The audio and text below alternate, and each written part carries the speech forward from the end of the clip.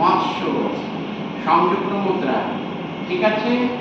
আচ্ছা, আর হচ্ছে এটা হলো আচ্ছা, এবার এইটা এই এই ধরে দিলাম, এইটা কি হয়ে গেল? শঙ্খ। এটা সংযুক্ত মুদ্রা। এইটা এখানে ধরা, এটার সঙ্গে এইটা আগে ধরা, তারপরে এটা লাগানো, এই শঙ্খ, এই শঙ্খ, এটা হলো সংযুক্ত মুদ্রা। তাহলে সংযুক্ত মুদ্রা কি কি হলো?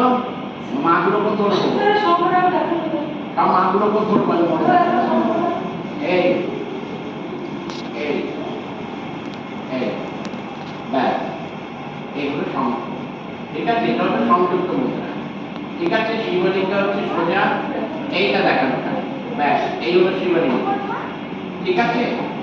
আচ্ছা, তাহলে শেখা হলো কি? পুষ্পা, ফুল, সংযুক্ত মুদ্রা, অঞ্জলি, ঠাকুর অঞ্জলি দিই, হয়ে গেল। প্রণাম, সংযুক্ত মুদ্রা, ঠিক আছে।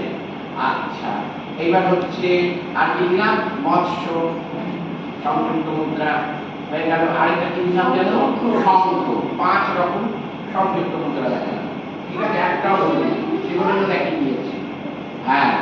আচ্ছা, অসংযুক্ত মুদ্রা, অসংযুক্ত মুদ্রা হচ্ছে পতাকা, পতাকা, এই আঙুলটা এখানে, ত্রিপতাকা, একটা আঙুল, আর্ধ পতাকা, দুটো আঙুল, ঠিক আছে। বাম হাত কেন বলেছি?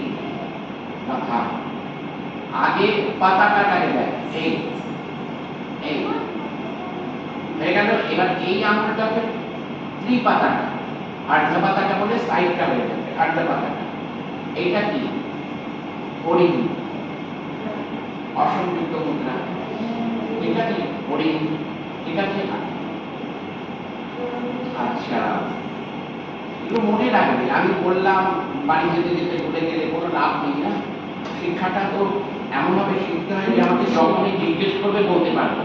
এবার আমি বলতে পারলাম না, ওটা আমার কাছে লজ্জা লাগে যে আমার শেখাবার পরেও তোরা কেন পাচ্ছিস না। এটা তো লিখে কি করবি তুই? টাকা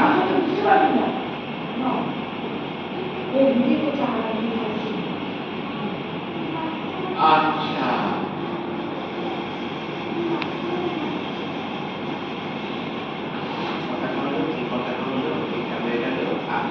বল রস কয় প্রকার?